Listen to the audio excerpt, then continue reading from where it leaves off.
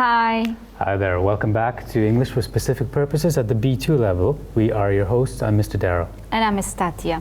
მოგესალმებით, კეთილი იყოს თქვენი დაბრუნება ჩვენს ტელესკოლაში. მე თათია ვარ, ეს კი დერილია. დღევანდელი გაკვეთილის თემა კი კვლავ არქიტექტურაა.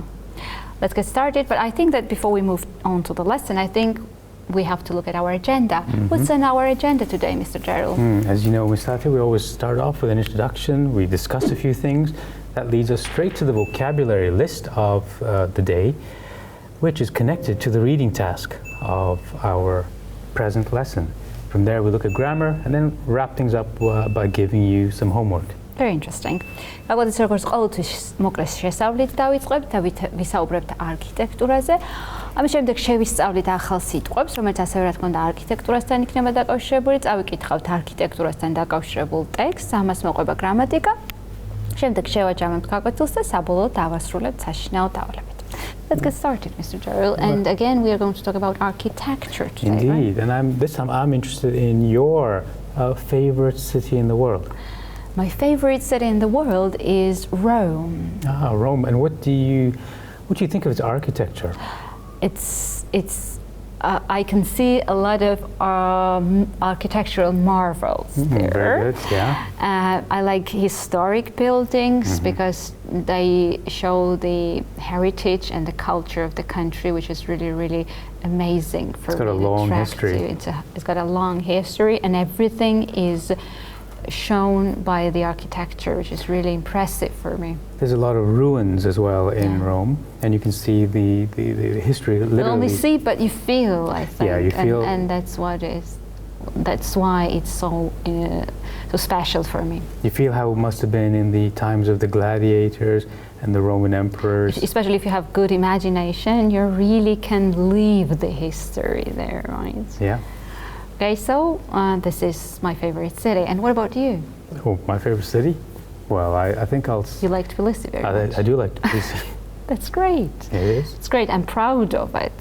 Okay, now let's get started and let's look at the set of vocabulary we have. The first word we have is... Awe-inspiring. Awe-inspiring. Awe-inspiring is an adjective, and in Georgian it's translated as shtambejdāvi. For example, buildings in Rome are awe-inspiring for me. In Rome, yes, and in Tbilisi as well. Yes. So how would you define the word, Mr. Darrell? The definition is something that causes you to feel a sense of great respect or great admiration. Okay, thank you. Awe-inspiring, it's an adjective, and in Georgian it's translated shtambejdāvi. And here is an example. Niagara Falls really is an awe-inspiring sight. It is. I was just there last... Really? Yeah. You've seen it? Many times. That's great. It's about an hour and 20 minutes away from Toronto. Really? And would you call it awe-inspiring? Yes, it definitely is. Although don't ever go there in the winter. You will freeze in -14, -15 degree weather. Don't say. So you've seen lots of interesting things. Yeah, Niagara Falls. Okay. What is the next word we have, Mr. Darrell? Hideous. Hideous. Hideous. Hideous is an adjective, and in Georgian it's translated as sashineli, sazareli. Hideous. Is it something scary? It can be. It can be so. It's something so ugly and something so repulsive that you feel. You might feel scared. Okay, so it's a negative word, right? Yeah. Okay. Hideous. It's an adjective, and in Georgian it's translated as sashineli, sazareli. And here we have an example. They've just built some hideous new apartment blocks on the seafront. A lot of modern buildings are hideous for me. As I said, I prefer traditional and historic buildings. So do you like the fact that Tbilisi is a mixed city with old and new? Not very much. I prefer the old part. Okay. And the next word we have is a verb, and it is to renovate. To renovate is a verb, and in Georgian it's translated as განათლება, აღდგენა. So a lot of buildings, old buildings have been renovated in the old part of Tbilisi, right? Yeah, they might need it as well. Yeah. This is when you repair and improve something, especially buildings, as you mentioned. Okay. To renovate, it's a verb, and it's translated as განათლება, აღდგენა. And here is an example. He renovates old houses and sells them at a profit. Such a good business, right? It's a popular business. It was popular for like 5 years ago. Yeah, okay. Now let's move on, and the next word we have is dilapidated. That's right, dilapidated. Dilapidated is an adjective, and in Georgian is translated as dangrevis piras misuli, ნახევრად დანგრეული. Usually it's about buildings, okay? შენობა. So dilapidated, it's an adjective, and Mr. Darrell will define the word for us. It's something that's old and in poor or bad condition. Okay, dilapidated, an adjective, and the Georgian translation is dangrevis piras misuli, ნახევრად დანგრეული. And here's an example. The hotel we stayed in was really dilapidated. So it's so bad to It would have been stay uncomfortable, there. very uncomfortable. Uncomfortable, really. Water might have been coming in from the roof. Yes, okay. The next word we have is Derelict. Derelict. derelict is an adjective, and in Georgian is translated as მიგდებული, მიტოვებული. Okay, how would you define that word, Mr. Darrell? As you said, buildings that are kind of not looked after and are in bad condition. Okay, usually they are in the old part of the cities, right? Okay, derelict, it's an adjective, and in Georgian it's translated as მიგდებული, მიტოვებული.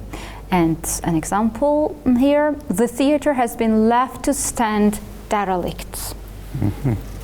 And I think that we have finished with the first set of vocabulary, and it's time to practice the words. We will see the sentences with gaps, and we have to choose the right word for those gaps. Let's start. Here's your first sentence, Ms. Yes, Natia. I'm ready. They've just built something, new apartment blocks on the seafront. They've made the city ugly. So if they've made the city ugly, they might have built hideous new apartments, right? That's right. So the sentence would sound this way. They've just built some hideous new apartment blocks on the seafront. They've made the city ugly. Now, next one is for you. So listen carefully.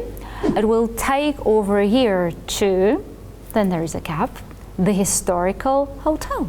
So what do you have to do with historical hotel? You might have to renovate them. And you're right, Mr. Darrell, and the sentence sounds this way. It will take over here to renovate the historic hotel. Well done.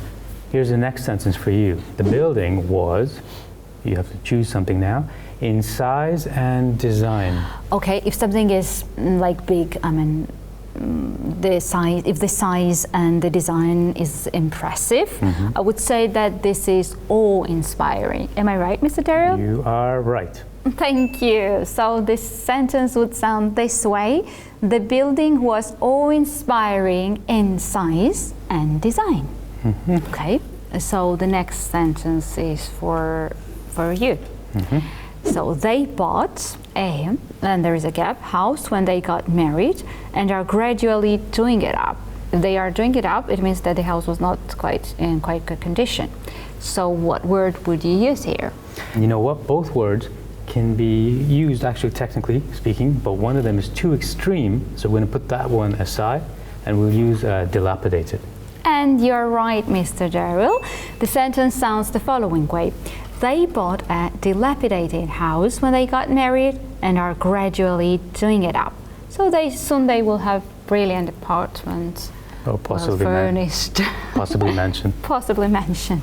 Good. And the last one for me. Yes, the something buildings are the signs of a town in decay. If the town is in decay, I think there should be derelict houses, right? So the right answer is derelict here. And the sentence sounds the following way. The derelict buildings are the signs of a town in decay. Well done. It was correct. And I think that we have finished with the first set of vocabulary. It's time to move on to reading part. But before we move to the reading part, I want to have a discussion, right? And this question is to you. Are there any buildings in Tbilisi which generate controversial ideas or controversial attitudes? Actually, it might be a question better suited to you. However, I mean, I can't think of anything that has been controversial. Can you? You know, I know for sure that the Bridge of Peace generates controversial ideas because some people think that it's attractive and awe-inspiring, but some think that it's not a good match to the environment, because it's in the old part of the city, as you know, and the bridge is really modern, and a lot of people think that it's an eyesore.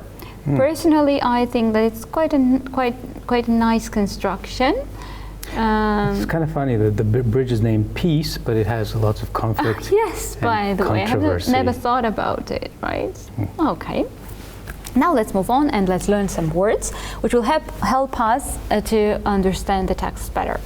And the first word we have is horrendous. Horrendous is an adjective, and in Georgian it's translated as sashineli, sazareli. How would you define that word, Mr. Daryl? It's kind of related to hideous as well. Yes. Something extremely unpleasant or bad. Okay. Horrendous. It's an adjective, and in Georgian it's translated as sashineli, sazareli. And here's a sentence to show you how the word is used in a sentence. Exhibits show how horrendous the living conditions there were. So it means that the living conditions were terrible there. Yes, indeed. Okay. And what is the next word we have? It's a noun. It's a wall hanging. A wall hanging. Wall hanging is a noun, and in Georgian it's translated as kedlis kobeleni. So something that decorates walls, okay, and they are usually beautiful. Wall hanging. How would you define that word, Mr. Daryl? It's a large piece of material or sewing that is hung on the wall as a decoration. Okay, nice. Wall hanging. It's a noun, and in Georgian it's translated as kedlis kobeleni. And here's an example. The wall hangings are thought to be roughly contemporary with the tiled floors. I'll make this point. Wall hangings, I think it's kind of popular in Georgia. I've seen lots of houses with in the villages. And the villages mostly, right? Okay, and the next word we have is? Proximity. Proximity. Yeah, proximity is a noun, and in Georgian it's translated as siachlove. It's something near, right? Something, it refers to the state of being near something in time or in space. Okay. Proximity is a noun, and in Georgian we translate it as siachlove. And here's an example. The site is in close proximity to motorways and an airport. Too noisy then. Okay, and the next word we have is outrage. Outrage is a noun, and in Georgian it's translated as riskhva. Outrage. So it tends to happen in the modern world a lot, but when you react with anger or shock. Yes. Outrage. It's a noun, and in Georgian it's translated as riskhva. And here we have an example. The case generated public outrage. It means that people were angry, right? Usually about politics or something. Okay. Okay, the next word is? Futuristic. Futuristic. It's usually about style. Yes, it might be. Okay.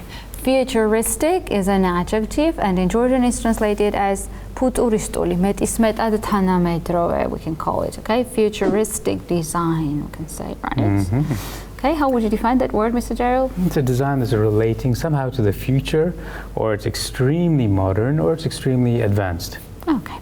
Futuristic is an adjective, and we translate it as futuristuli metismetad tanamedrove.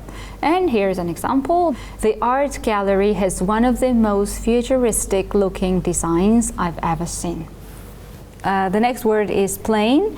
Plain is an adjective, and in Georgian it is ubralo. How would you define that word, Mr. Something plain, something undecorated, something simple. Okay, simple. Plain, it's an adjective, and in Georgian it's translated as ubralo. So the building style is plain with very little ornament. So if something is with very little ornament, it's plain. Kind of basic. Okay. And I think that we have come to the reading part, to the text. Let's read the text and find out some interesting information about controversial designs. Even with top architects, the best of intentions, and a huge budget, it's still possible to get a building's design horribly wrong.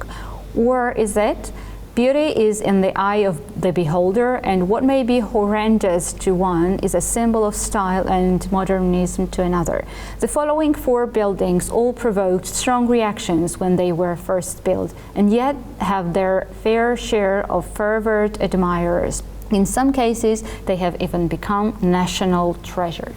It's a good phrase there. Beauty is in the eye of the beholder. It means what you find beautiful depends on you. Yes. I agree with you. The High Court Chandigarh, part of a whole city designed by the French architect Le Corbusier, attracted praise from cities all over the world for its clean sculptural lines. But the building proved decidedly less popular with the High Court judges, both in terms of design and functionality. They took down the abstract wall hangings in the courtrooms and parked their cars defiantly on the pedestrian walkways under the parasol roof, causing Corbusier to remark that they were the judges of law and not judges of art. No, very interesting one. So the next building is the Beehive, Wellington, New Zealand. A slide projector that fell on a wedding cake that fell on a water wheel is one description of this impressive building known as the Beehive. One of the New Zealand government buildings, the Beehive was built during the 1970s. Part of its problem was its proximity to the neighboring Edwardian neoclassical Parliament House, which only accentuates the architectural aspects of Beehive that many disliked. It seems there were a lot of crazy designs in the 1970s. Yes, true. Our third example is the Pompidou Cultural Center in Paris, France. Once referred to as the back of a refrigerator, the Pompidou Cultural Center has also been called grotesque, monstrous, or just plain ugly. Its distinguishing feature is that all of its piping, elevators, and so on are on the exterior, freeing up space for displays of its artworks. The center is in one of the oldest neighborhoods of Paris, which added to many local residents' outrage. However, it gained instant acclaim on its opening in 1977 and remains one of the most visited places in the city. Okay, and now we have to move on to the final building design, National Center for the Performing Arts. Nicknamed the Egg, the NCPA divided opinion even before its opening concert in 2007. The titanium and glass dome set in an artificial lake is just a stone's throw from the ancient Forbidden City and was felt by many to be out of keeping with the latter's imperial architecture, although others applauded its futuristic design. At $336 million, the cost of the building, like many other major architectural projects, also sparked debates. So it seems one common feature for all 4 buildings is the greater the sort of design experimentalism, the more controversy. Yeah, I think so. Now I think it's time to check how well we understood the text. We have questions and we have to decide what the question, which building the question refers to, right? So the first question we have is, which building is controversial because of its surroundings? Do you remember, Mr. Durrell? Well, I think going back, you read this part, and it's the Beehive.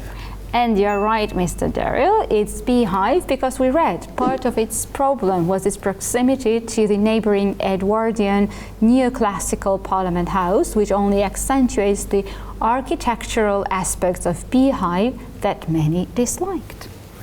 Now I will just listen to you and try to answer, try to guess which building you refer to. Which building was extremely expensive to build? I remember, because it was amazing for me to read, that it was about National Center for the Performing Arts, because we read at $3.36 million, the cost of the building, like many other major architectural projects, also sparked debates. It was about National Center for the Performing Arts. In China. Yeah. All right, I'm ready for the next question. And the next question is, which building got mixed reactions? Well, according to the text, I think it was the same Center for Performing Arts again. And you're right, Mr. Darrell, it was National Center for the Performing Arts, because we read the titanium and glass dome set in an artificial lake is just a stone's throw from the ancient forbidden city and was felt by many to be out of keeping with the latter's imperial architecture, although others applauded its futuristic design. So some applauded its design, some thought that it was an eyesore maybe. Okay. And I think that we have finished with questions and with the reading part, and it's time to move on to grammar. And our grammar topic today is future continuous. Suits our futuristic architecture. Yes, okay. So the meaning of future continuous is generally used to say that an action will be in progress at a specific time in the future. For example, this time on Thursday, I'll be flying to Thailand. Or in 2 hours, she'll be leaving work. She'll be in the process of doing something at a specific time in future. Future continuous is used for an action in progress in the future which is interrupted by a shorter action. For example, I'll be waiting for you when you get back. So when you get back, this is a shorter action which interrupts the longer one. I'll be waiting for you. And future continuous is also used to predict the present. For example, don't call him now, he'll be sleeping. Okay, so future continuous is also used for arrangements, often as a reminder of or warning. For example, we'll be leaving at 10 o'clock, and I mean, so don't be late. Future continuous is also used to make polite inquiries about someone's plans without wishing to influence these plans. For example, will you be watching TV this evening? It means that you simply want to know TV will be free. Useful. And now let's talk about the form. We form the future continuous with the modal verb will, the auxiliary verb to be, and the present participle of the main verb. So I think that it's quite easy to form. And now it's time to practice. We will see prompts, and we have to use the prompts to make the sentences grammatically correct. I mean, put the verbs in the correct form. And the first example is I, then in brackets we have not work all day. How would you say it correctly? If I'm going to put it into the future continuous, I would put it the following way. I won't be working all day. And you are right, Mr. Daryl. I won't be working all day. Here's your example. Okay, I'm ready. We, and then in brackets you have the verb watch, the news at 10 p.m. Okay, I would say the sentence the following way. We'll be watching the news at 10 p.m. So exactly at 10 p.m. I'll be sitting and watching, in the process of watching the news. And the next one for you. Tomorrow at 8 o'clock, the designers, and then we have a verb, discuss the new project. So how would you say it correctly in English? Tomorrow at 8 o'clock, the designers will be discussing the program. So why have you used future continuous here? Because at 8 o'clock the following day, they will be doing that in process. Yes, you're right. So we know the exact time when the process will be going on, right? Okay, nice. And I think that we have finished with the grammar part 2, and it's time to wrap the lesson up. So what did we do, Mr. Darren? As you know, what have we done? We spoke about the vocabulary at the beginning. It led us to the reading text, which was about controversial designs, and then we looked at grammar, future continuous. Okay, very interesting. I'm really interested to know what the homework is for today, Mr. Darren. Yes, relating to the topic, of course, we have this question for you. Write a paragraph describing what the architecture of museums and art galleries can mean to people. Oh, very interesting topic to write about. And where can the homework be uploaded, Mr. It can be uploaded to the address on the screen right now, and you can also find a sample answer there. Very useful. And I think that the only thing we have to do is to say goodbye to the audience and look forward to the next meeting. Something new and something exciting. Yes, next week. Yes, we're changing the topic, and let's see what the topic will be. Okay, so stay with us and keep on learning. Until next time, goodbye. Bye.